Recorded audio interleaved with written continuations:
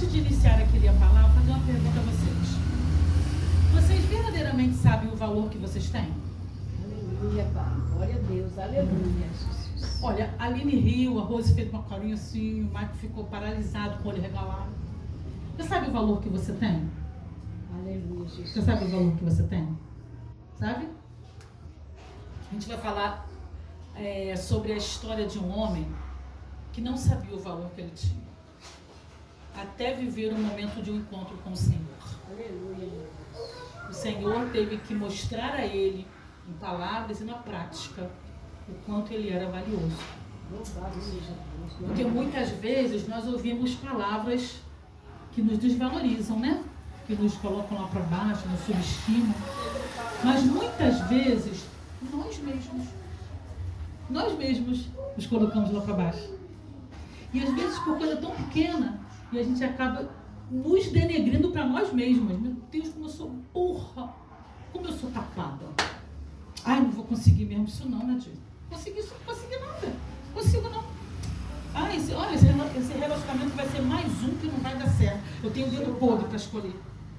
Às vezes a pessoa mesmo se coloca lá para baixo. Não foi diferente com esse personagem. A gente vai ler sobre Gideão em Juízes 6. Aleluia, Jesus. E a gente vai ler alguns versículos soltos para a gente entender um pouco a história de Gideão nesse período em que foi escrito. Juízes 6. Glória a Deus. E a gente vai ler a partir do 1, alguns versículos salteados. Amém? Amém, Jesus. A partir do... Misericórdia, Michael. Juízes fugiu da Bíblia do Michael, Depois de gente. Josué. Volta em nome de Jesus, Juízes. É lá na frente, Michael. Acho que é o 7º livro. Você achou? No 1 diz assim, ó. De novo, os israelitas fizeram o que o Senhor reprova. E durante 7 anos, ele os entregou nas mãos dos midianitas. De novo, os filhos de Deus, os israelitas, fizeram o que o Senhor reprova. E ele, o Senhor, durante 7 anos entregou nas mãos dos midianitas, que era um povo inimigo do povo de Deus. Vamos lá no 6, no mesmo capítulo 6, versículo 6. Por causa dos midianitas, Israel empobreceu tanto que os israelitas clamaram por socorro ao Senhor. Vamos no 11, versículo 11. Então, o anjo do Senhor veio e sentou-se sobre a grande árvore de Ofra, que pertencia ao Abiesrita Joás. Gideão, filho de Joás, estava malhando trigo num tanque de prensar uvas. Em algumas versões fala no lagar, para escondê-los dos medianitas.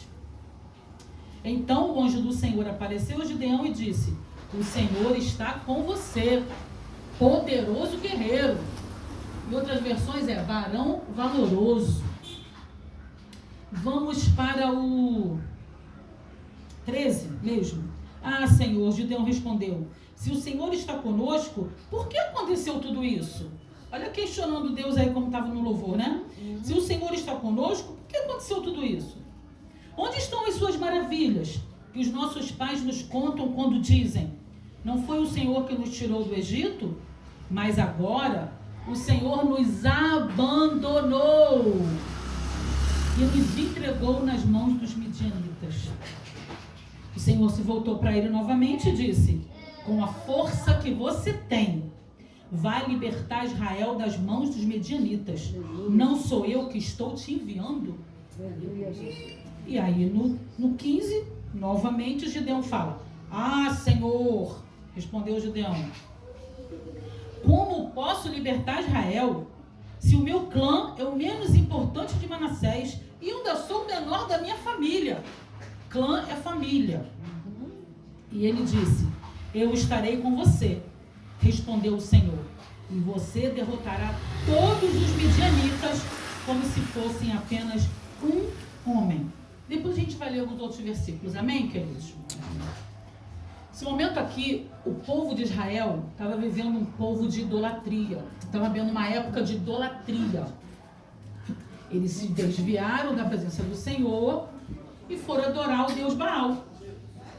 E os midianitas e os amalequitas, que são inimigos do povo de Deus, tudo que eles semeavam, tudo que eles colhiam, os animais, os amalequitas e os midianitas iam lá, roubavam tudo, roubavam toda a colheita deles, todas as plantações deles, roubavam os bois, roubavam os jumentos, roubavam tudo deles.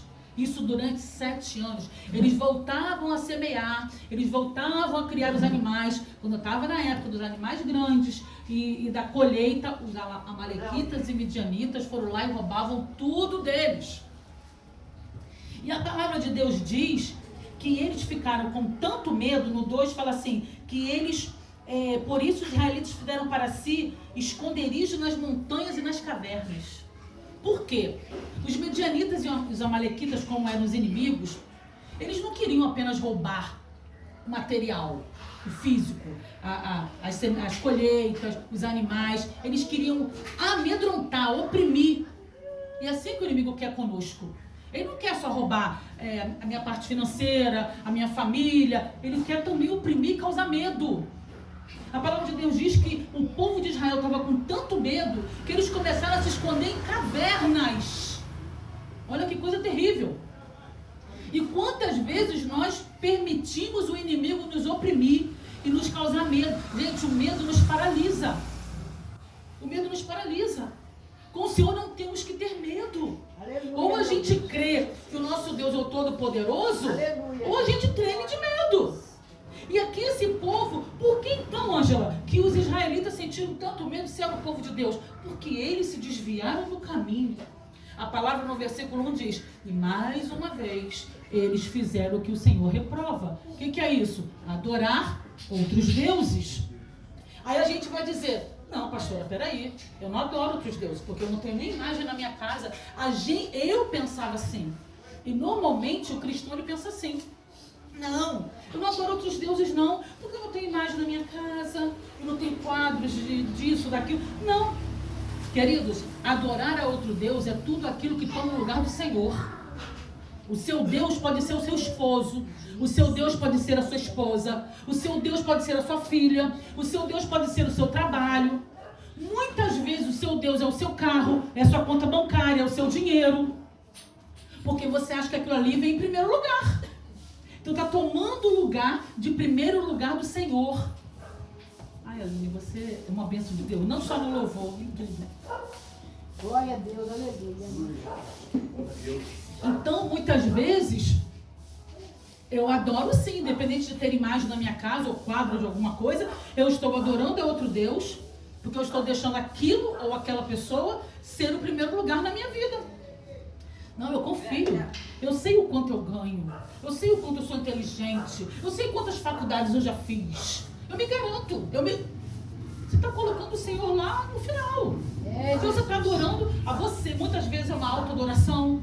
Eu sou muito bom nisso. Eu sou muito maravilhoso nisso. Não estou falando, queridos, para você não ser consciente das suas virtudes. Até porque as suas virtudes, como tudo na sua vida, quem deu foi o Senhor. Aleluia. A sua inteligência, como tudo na sua vida, quem deu foi o Senhor.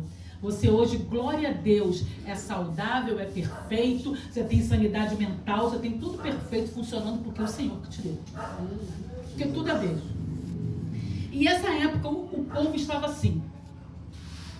O povo estava com tanto medo dos inimigos que Gideão, que era um juiz, ele foi o 5º juiz de Israel. Gideão, eles lá colhiam trigo. E como que eles colhiam trigo? Eles colhiam trigo chamado de eira. Eira era o alto de uma montanha. E eles pegavam lá aquela peneira com o trigo ainda na palha, né? E aí eles iam lá pro alto da peneira, do alto da montanha, e começavam a balançar na peneira assim. E o vento da montanha ajudava a palha a voar. Então eles não tinham tanto esforço. Eles ficavam com a peneira assim com o trigo. E como era muito alto a eira, o vento levava a palha. Assim eles malhavam trigo. Só que Gideão estava com tanto medo que ele foi malhar trigo aonde prensa uvas, que é chamado lagar. Aonde prensa uvas era uma caverna, era um buraco dentro de uma pedra. Ali era escuro, ali era pequeno. E era apenas um buraco para as pessoas pisarem a uva e um caminhozinho assim para sair o vinho, né? O suco de uva depois transformar em vinho. Então era um lugar fechado, escuro, sem ventilação. E o Gideão estava malhando trigo lá dentro. Não tinha ventilação para ajudar aquelas palhas a sair. Não tinha claridade para ele ver direito se as palhas tinham saído do trigo. Olha o esforço e o trabalho que Gideão estava tendo. Por quê? Porque estava com medo do inimigo. Quando temos medo do inimigo, o esforço é muito maior. O desgaste é muito maior. A gente se cansa muito mais. A gente fica temeroso com tudo. Tudo a gente se assusta. Tudo a gente fica achando que é alguma coisa. Gente, eu lembro que eu conheci uma moça cristã. E ela disse assim para mim uma época. Não, eu tinha um carro novo. Mas olha, Ângela, eu vendi e comprei um mais velhinho. Porque assim, eu morro de medo de alguém soltar meu carro. Eu morro de... Olha, eu tô dentro do carro, eu não sei se eu fecho o vidro, eu não sei se eu abro o vidro, eu não sei se eu boto o vidro preto, se eu não boto, eu não sei se eu vou pra lá, se eu vou pra lá, eu não sei se eu paro no sinal, se eu avanço. Ângela, eu morro de medo de dirigir um carro. Minha amada, nem dirige. Porque, na verdade, é tanto medo que acaba que acontece alguma coisa, porque você já vê coisa onde nem existe. O medo faz a gente enxergar coisas onde nem existe. O medo verdadeiramente nos paralisa. E nos causa todo esse desgaste, todo esse trabalho. Gideão estava com o trabalho dobrado, o desgaste dobrado, porque estava com medo do inimigo. Gideão, na verdade, ainda não havia tido um encontro real com o Senhor. O Joás, que era o pai dele, era um idólatra, era um adorador de Baal. Ele tinha altar de Baal na casa dele. E Gideão foi criado nesse ambiente de adoração a Baal. Então Gideão ainda não havia tido um encontro real com o Senhor. Por isso também tanto medo. Aí ele estava lá, né, gente? Tentando lá com todo esforço lá na peneira do trigo. Lá. Aí o Senhor envia um anjo. Alguns teólogos até dizem que o anjo, como está com A maiúsculo, na maioria das Bíblias esse anjo está com A maiúsculo, era o próprio Senhor. Que a gente chama de teofania, né? O Senhor se apresenta em forma de pessoa, de anjo, de pessoa. E apresentou esse anjo do Senhor a ele e falou assim, olha, ele estava lá. O Senhor está com você, poderoso guerreiro. Aí eu imagino ele pensando assim, poderoso guerreiro? Eu estou aqui tremendo de medo, fugindo dos midianitas. Eu estou me escondendo nesse cantinho aqui no lagar. E essa pessoa chega e fala que o Senhor está comigo, que eu sou um poderoso guerreiro. Que eu sou um varão valoroso. Como? Eu estou aqui todo tremendo de medo. Estou aqui no escuro, num cantinho aqui, com medo do que o inimigo me disse, do que o inimigo pode fazer comigo. Eu lembro muito, gente, de Elias com Jezabel. É muito sério quando a gente deixa alguma palavra entrar no nosso ouvido e chegar ao nosso coração. É muito sério. E quando a gente fala da gente mesmo, a boca está muito pertinho do ouvido. É a primeira ouvir quando a gente fala da gente mesmo. Elias foi ali e derrotou 850 demônios. Elias derrotou 850 demônios. Jezabel, que era uma mulher usada pelo próprio inimigo, mandou um recado para ele. Ó, daqui 24 horas eu acabo com a tua vida. Olha a força desse homem, olha o poder que Deus tinha dado para esse homem. Olha a unção que esse homem estava. Ele derrotou 850 demônios. Aí chega uma mulher usada pelo inimigo e manda recado. Nem falou, mandou recado, Nadir. Ó, em 24 horas eu acabo com a tua vida. Gente, Elias tremeu e foi se esconder dentro de uma caverna. E chegou e falou assim para Deus, Deus, tira logo a minha vida. Tira logo a minha vida. Estou toda arrepiada, eu sinto o Espírito Santo de Deus aqui. Aleluia. Aleluia. E ele fala assim, tira logo a minha vida, Senhor. Porque só sobrou eu mesmo. Os outros foram tudo morto. Ah, Senhor, me mata logo. Ele falou assim, outras palavras. Não sirvo mais para nada não, me mata logo. Gente, olha o que esse homem havia tido. Olha a vitória desse homem, Manuel. Meu Deus. Logo depois ele se deixou ouvir pela voz do inimigo. Pela voz do inimigo. Aquilo tudo que Deus havia dado para ele, ele esqueceu na mesma hora. Ele pensou assim, não tem valor nenhum mesmo. Leva a minha vida, Senhor, tira a minha vida. Então aqui, Gideão estava assim, como assim, ô poderoso guerreiro? Estou aqui tremendo de medo. Quem é essa pessoa que vem dizer que é poderoso guerreiro? Aí ele vai e questiona Deus. Só Gideão, né, que questiona Deus, né? Mais ninguém, né? Jeová, aleluia, Pai. Gideão e eu, né, só. Só Gideão e eu que questiona Deus, mais ninguém. Ah, Senhor, peraí.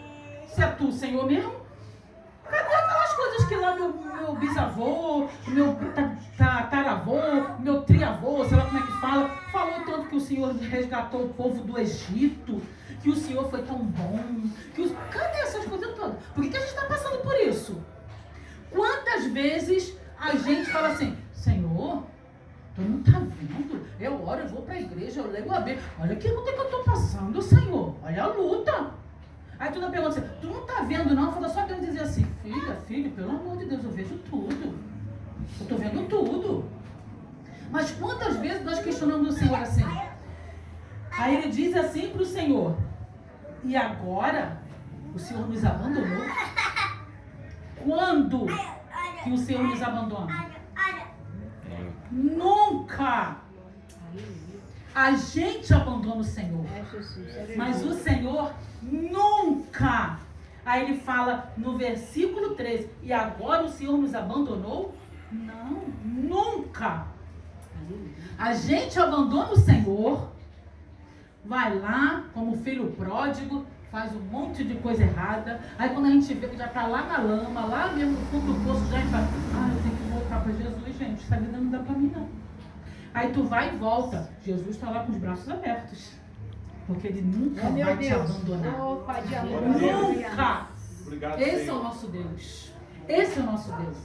E aí, o Senhor é tão lindo e tão paciente. Ainda bem que não foi anjo que Gideão falou. Porque se fosse anjo, eu nem sei qual estava o Gideão.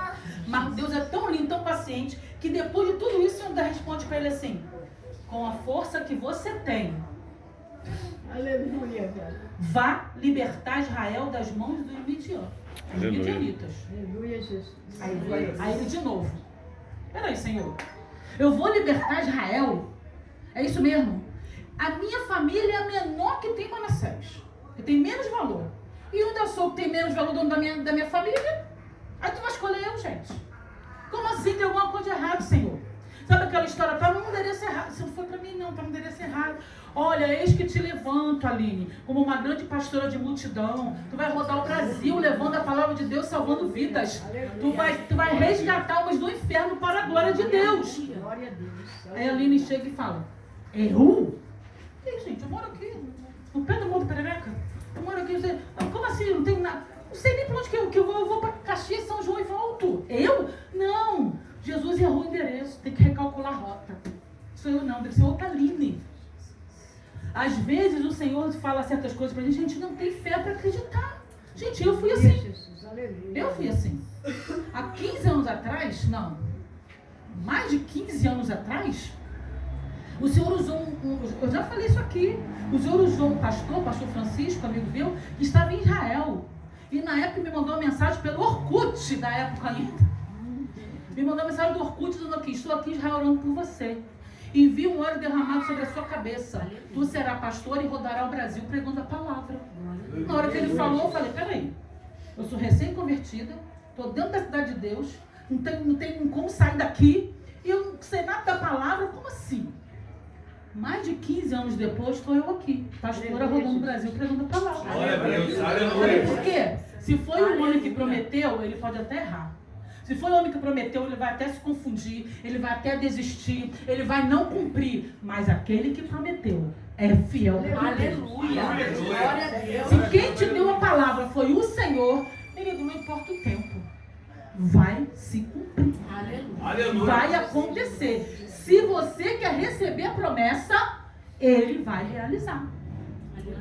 E aí ele falou, não, mas eu sou o menorzinho.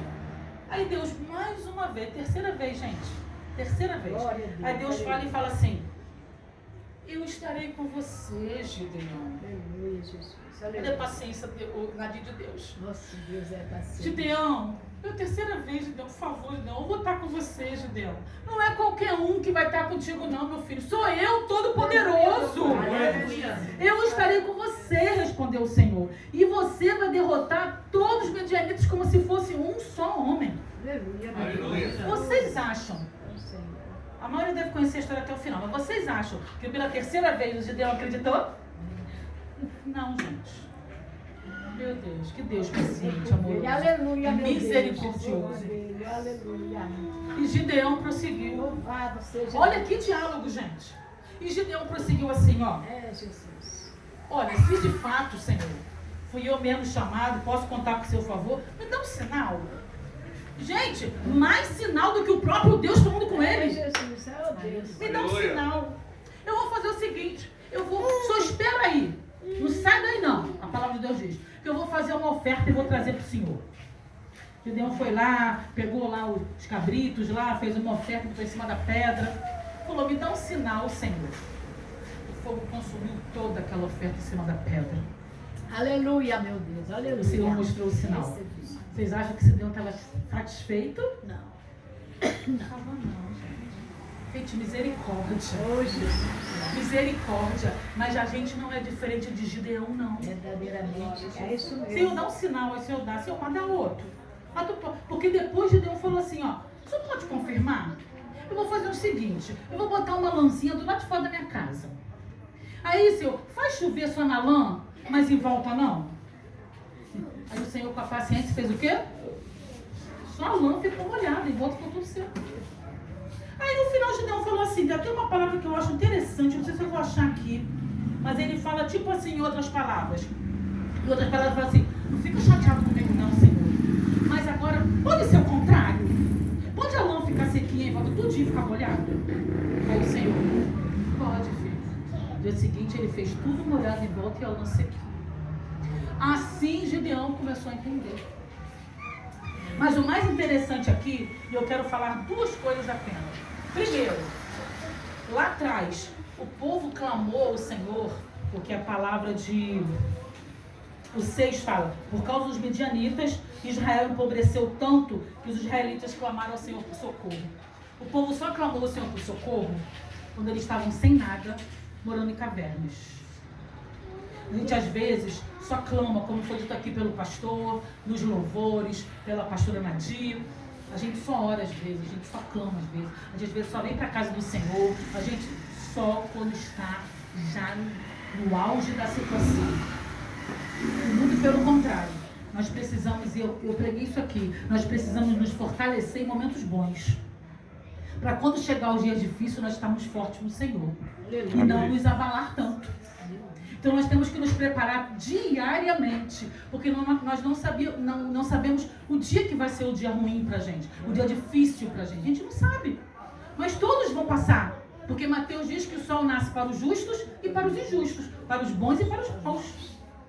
Então, os dias maus também vão acontecer conosco, cristão. Nós não estamos imunes aos dias maus. Só que se nós nos fortalecermos todo o tempo, clamarmos todo o tempo, como foi dito aqui, adorarmos todo o tempo, buscar todo o tempo, nos santificar em todo o tempo, quando chegar o dia mau, nós vamos superar, gente. Nós não vamos entrar em desespero, querer morrer, querer se matar, porque agora o que eu falei da minha vida acabou. Não. Eu sei em quem eu tenho crido. Aleluia, meu Deus. Eu sei que o meu Redentor vive, como Jó falou. Jó ali naquela situação, ele falou, eu sei que o meu Redentor vive. E Jó ainda finalizou o capítulo 42 falando assim, ó, e nenhum dos seus planos podem ser frustrados. Aleluia, aleluia. Aleluia. E Paulo ainda falou, eu sei o quanto ele é poderoso. Eu sei o Deus ao qual eu sirvo. Paulo ali, sendo espancado ali, ele falando isso. Porque em todo momento Jó, em todo momento Paulo estava fortalecido. Quando veio Jesus difícil, ele diz, não, peraí. Eu sei o Deus que eu creio. Aleluia. Eu sei que ele vai vir me socorrer. Essa é a primeira coisa. A segunda coisa. Antes disso aqui, deixa eu ver agora o versículo que aparece. Me perdi no versículo, gente. Mas eu vou achar, em nome de Jesus. Aqui. Glória a Deus. O Senhor falou para Gideão, está na Bíblia, está no capítulo 6. O Senhor falou para Gideão, para ele derrubar o altar de Baal do pai dele. Aqui. Naquela mesma noite, o Senhor disse a Gideão, no versículo 25, gente: separe o novilho do rebanho do seu pai, aquele de 7 anos de idade, e despedace o altar de Baal, que pertence ao seu pai, e corte o poste sagrado de Aserá, que está ao lado do altar. Aserá era representado por um poste comprido, que era uma deusa da prostituição. E o Senhor falou para Gideão o seguinte, ó, tu é um poderoso guerreiro mesmo, tá? Só que tu vai ter que fazer o seguinte, tu vai ter que ir lá derrubar o altar de Baal do seu pai. Vai lá na casa do seu pai, derruba esse altar de Baal. Aleluia, Jesus. Por que isso, queridos? Porque muitas vezes tem coisas verdadeiramente que nós precisamos derrubar para que Deus haja de forma sobrenatural. Louvado seja Deus. Esse altar de Baal aqui, a palavra de Deus diz que Gideão foi lá derrubar de noite, estava com medo. Ficou com tanto medo dos amalequitas, dos adoradores de Baal, que a palavra de Deus que ele reuniu um povo, uns guerreiros dele lá, e ele foi derrubar à noite o altar de Baal, para ninguém ver. Foi lá e derrubou. Quando chegou de manhã, o povo que era adorador de Baal foi lá e viu, caramba, o altar está todo quebrado. Aí um falou assim, já sei quem foi Gideão. Aí a palavra de Deus diz assim, ó, os homens da cidade, que eram adoradores de Baal, junto com Joás, os homens da cidade disseram a Joás, tragam seu filho para fora, ele deve morrer, pois ele derrubou o altar de Baal. Aí falou para Joás, manda trazer Gideão aqui, porque ele derrubou o altar de Baal, agora ele vai morrer. Lembra? Elias e Jezabel? Olha bem, mas olha a diferença. O pai de Gideão, Joás, o pai de Gideão, que era adorador de Baal, respondeu assim, ó, se Baal fosse realmente um deus, poderia defender-se quando derrubasse o seu altar. Pois naquele mesmo dia chamaram Gideão de Jerubbaal, porque disse, disputei com ele e derrubei o altar de Baal. O próprio adorador de Baal disse assim, ó, peraí, ele não tem tanto poder assim não, porque derrubaram o altar dele e ele não conseguiu restituir o altar. Que Deus é esse? É, Jesus. Que Deus é esse? Aleluia, Pai. Queridos, o próprio inimigo vai ter que ver o Deus ao qual você serve. Aleluia. O próprio inimigo vai olhar e vai dizer, realmente, com ele eu não posso. O Deus que está nele eu não consigo disputar. O Deus que está ao lado dele não dá para mim. O próprio inimigo vai ter que reconhecer. É assim, ele sabe quem você é. Ele sabe quem habita em você. Ele sabe quem anda com você. Às vezes, nós esquecemos quem anda conosco. Mas o inimigo não sabe quem, não esquece não. Ele sabe quem anda conosco. A gente que às vezes dá uma certa legalidade pro inimigo aí, falando que Deus não tem tanto poder assim não. Que não é bem assim não. É a gente que limita o poder de Deus. É a gente. Mas o inimigo sabe quem é o Senhor. Depois disso, para a gente resumir aqui, Gideão foi libertar o povo de Israel, dos medianitas. Aí Gideão foi lá e pegou 32 mil guerreiros, depois que derrubou o altar de Baal. Glória a Deus. Glória a Deus. O exército dos amalequitas tinha 135 mil guerreiros. Gideão foi lá e só conseguiu arrumar 32 mil guerreiros. Aí Gideão falou, não, vamos lá, porque eu estou com o Senhor, eu vou vencer. Mesmo sendo muito menos. No meio do caminho o Senhor falou assim, ó, pode perguntar quem tá com medo aí. Aí Gideão perguntou, quem está com medo? 20 mil foi embora. 22 mil foi embora. 22 mil medrosos. Sobrou 10 mil. E eles continuavam com 135 mil. Imagina 10 mil contra 135 mil. Aí o Senhor chegou para Gideão e falou assim, olha, manda eles tomarem água ali, eu vou fazendo uma seleçãozinha aí ainda. Eles foram tomar água, só os que tomaram água com a mão, o Senhor falou, fica só esses. 9.700 voltou, só ficou 300. Glória a Deus, aleluia. 135 mil, eu fiz questão de fazer o cálculo. 135 mil dividido por 300 é 450 guerreiros para um. Um de Gideão tinha que derrubar 450 guerreiros do povo inimigo. É possível isso? Não. Só que o Senhor falou assim para Gideão. Sabe por quê, amados? Deus, além de nos livrar do inimigo que for, e como eu falo sempre, a palavra de Deus diz que Ele é nome sobre todo nome, então Ele é nome sobre qualquer demônio. Aleluia. Ele é nome sobre qualquer demônio. Aleluia. Além disso, Ele nos dá a estratégia. Glória a Deus. Quando a gente entra na intimidade, como foi dito aqui pelo pastor, a gente tem que ter intimidade, orar, buscar, o Senhor nos revela. O Senhor nos revela o oculto. O Senhor nos revela até as estratégias que o inimigo achava que ia agir contra nós. O Senhor revela. O Senhor mostra. E Ele nos dá a estratégia. Aí Ele falou assim para Gideão: você vai levar trombetas, cântaros, que são jarros, e tochas. E aí, quando eu falar, vocês vão tocar a trombeta e jogar os cântaros no chão e vão erguer as tochas. Aleluia, Jesus. O Senhor deu a estratégia a Gideão. Foi lá para Gideão e falou: agora. Gideão avisou os 300 dele, que era contra os 135 do outro. Ó, toquem as trombetas, joguem os vasos no chão, os cântaros no chão e levantem as tochas. O barulho foi tão ensurdecedor, a luz foi tão forte das tochas, que a palavra de Deus diz que os 135 lutaram um contra os outros. Lutaram contra eles mesmos. O inimigo lutou contra o próprio inimigo. Lutaram contra eles mesmos. E ainda diz que o povo que ficou ainda fugiu. Os que sobraram vivos, fugiu. E os 300 ganharam 135 mil. Louvado seja Deus. Aleluia. O que a gente pode aprender com isso aqui? A primeira coisa: Gideão não se deixou levar pela, como é que eu posso falar? Pela família dele lá atrás. Porque eu já ouvi pessoas falar assim: pastor, eu sou assim, porque meu avô era assim, meu pai era assim, minha mãe era assim, meu irmão mais velho é assim, e eu sou assim. Gente, aqui de boa. Se fosse assim, eu estaria no centro de Umbanda. Meu pai foi um bandista a vida inteira. E me levava quando era criança lá para dentro. E eu vi coisas terríveis dentro do centro de Umbanda. Se eu tivesse que seguir meu pai, eu estaria hoje dentro do centro de Umbanda. Só que nós, quando aceitamos Jesus, nós temos a escolha de carregar o nosso passado com a gente ou ter uma vida nova. Na verdade, qual é o teu nome? Tatiana? Desde que você chegou aqui, o Senhor me mostrava que, para te dizer, uma frase para te dizer o seguinte: Deus tem uma nova história. Até aqui foi de uma forma. Ele diz: daqui para diante será de outra. Então, ó, daqui para trás, o Senhor diz assim: já esqueci. Não quero mais saber. Eu quero saber o que você vai fazer comigo daqui para diante.